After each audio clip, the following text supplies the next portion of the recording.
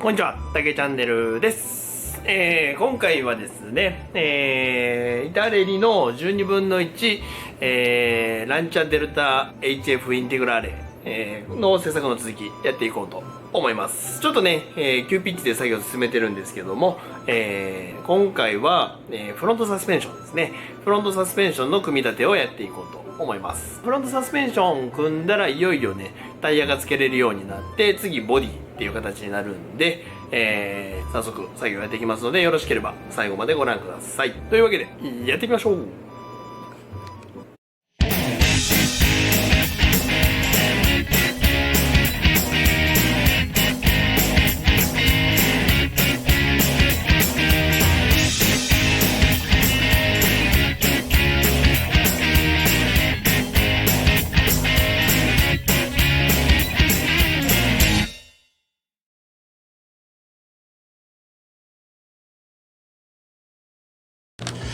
はい、そしたら作業をやっていきましょう。で、今回使うパーツはこんな感じですね。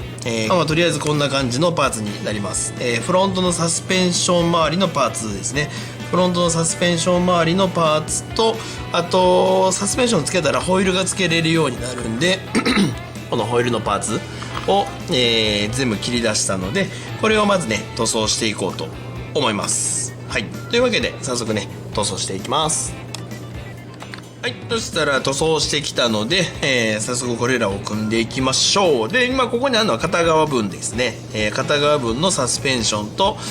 タイヤ4本が、あります。サスペンション片っぽは、練習を兼ねてもう組んじゃいました。なので、その練習の成果を、動画でご紹介していこうと思います。はい。そしたらちょっとタイヤはね後なんで避けといて、まずは、リアと一緒でねショックを組んでいかないとダメなので、これを組むんですが、リアよりもフロントの方がストロークが短いんですよ。なのでより組みにくくなってるので、このスプリング、このブルーに塗ったスプリングをもうマックスまで縮めてあげて、ここにしまった、マックスまで縮めた状態でかぶせてこうと。今映ってなかった？ごめんなさい。こういう形ですね。で入れてあげる。でこの前後を接着してあげるっていう感じですね。これで接着してあげたら、これでねサスペンションが稼働するようになります。でここにキャリパーを取り付けておく。フロントは、先にキャリパーだけ取り付けてあげても後からローター取り付けできるんで、先にねつけちゃった方が接着がしやすいので先につけてしまう。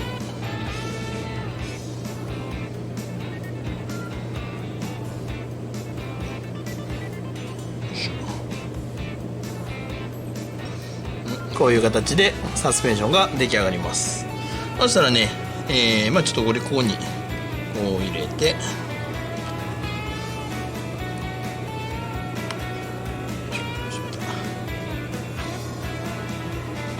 こういう形ですね。こういう形になります。そしたらこれはちょっと一旦置いといて、次に、アーム類をね組んでいくんですけど、このローアームにこのスタビのリンクですねをつけてあげる。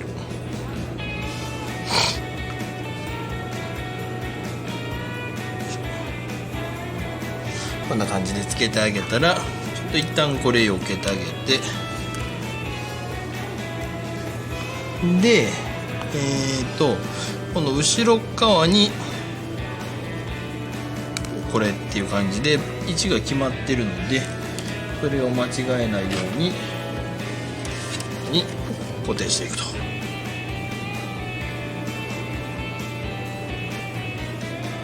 うつけて、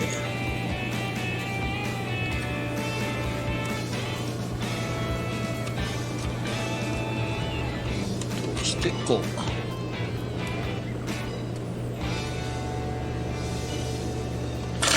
で接着と。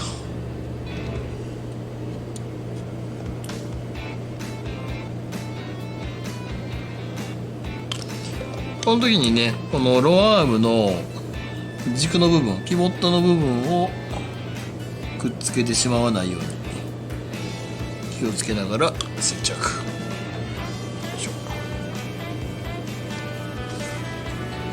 これで前後からねこう押さえられる形でローアームが固定されます。これでねローアームがここで稼働する形になりますね。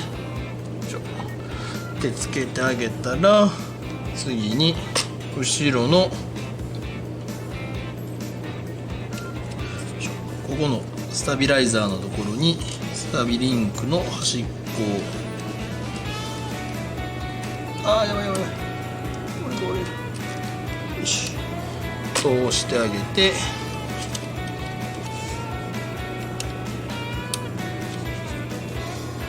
でこの反対側をパチッとはめてあげる。ここね、ここをパチッとはめてあげます。こうやってセットしたらここにドライブシャフトを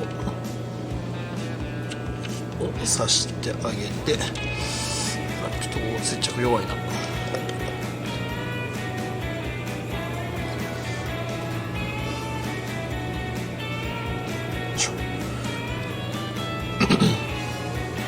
形でつけたら、ここにこのサスペンションをつけていくんですけど、アッパーはねここに刺さります。ここに刺して、でドライブシャフトとこのローアームの軸を通してあげる。こういう形。ドライブシャフトをこのブーツの中に入れるのと、ローアームの先っぽをここにパチンとはめるのという感じで入れてあげたら、このタイロッドをここにセット。こういう形。これで、フロントサスペンションの組み付けも終了になります。そしたらね、あとここにタイヤをねつけていきましょう。はい、でちょっとねこのアッパー止めるの忘れてたんですけど、アッパーはここにぴょこっと飛び出すんで、ここにこのプラのシーリングをここにパチンとはめ込んで抜け止めをするっていう形になります。これ本来のサスペンションのアッパーはここに出るんですよ。このナットのモールドのところに出るんで、本当はね後ろキャスターがね寝た状態になる、もうちょっとキャスターが寝た状態になるんですけど、本来はなんですけど、プラモデルにする関係でこのアッパーのところにねこう首を振るジョイントを入れれないっていうので、おそらくこっちのキャスターをつける方向にサスペンションをつけてしまうと、ステアリングが切れなかったりとか、このサスペンションのこの稼働をさせた時にプラがねじ切れるっていうのが起きてしまうんで、このキャスターがゼロになる位置にアッパーをずらしてあるんだと思います。これ本来はここにねこんなんないんですよ。ここになくてここで止まってる形になってるんですけど、だから本当はねここにピロボールって言ってこう首振るジョイント、関節が入ってるんですよね。で、このサスペンションがこう後ろに寝てるっていう形に本来はなるんですけど、ちょっとプラモデル的な事情でこういうまっすぐ立った状態、これだったらねこのサスペンションがストロークしても変にこう軸がねねじれることとかがないので、スムーズに動くっていうのでこういうことになってるんだと思います。はい、そしたらあとはここに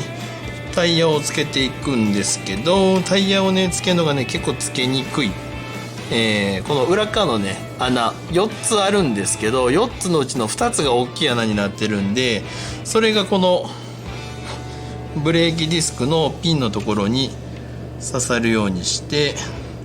位置を合わせてあげるんだけど、位置が分かりにくい。よいしょ。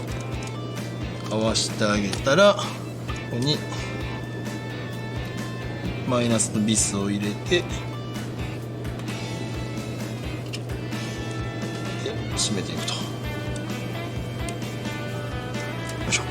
こういう形。よいしょ。で後ろも同じようにして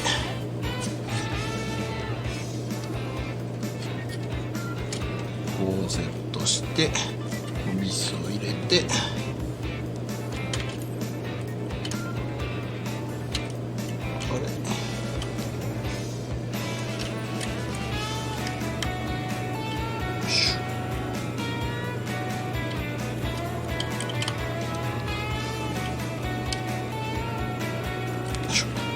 これはね中に金属のナットが入ってるんで結構グッと締め込んであげても大丈夫。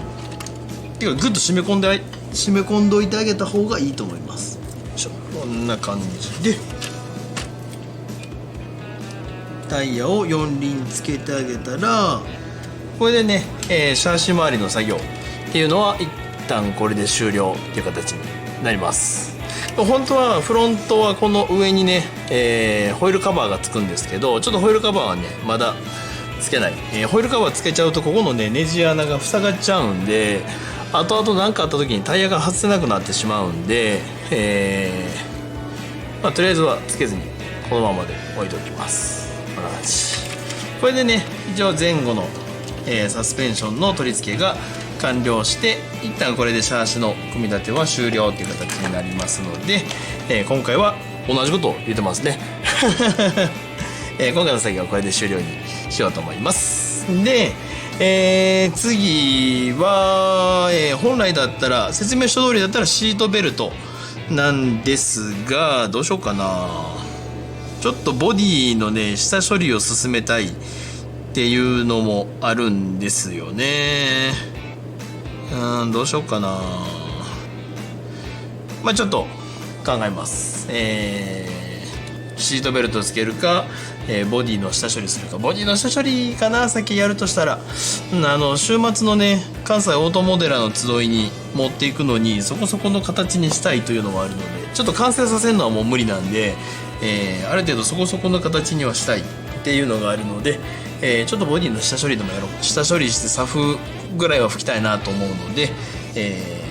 次はその辺やっていこうと思いますのでまた続きが見たいと思っていただける方は下のチャンネル登録ボタンからチャンネル登録よろしくお願いいたします。はい、というわけで、本日もご視聴いただきまして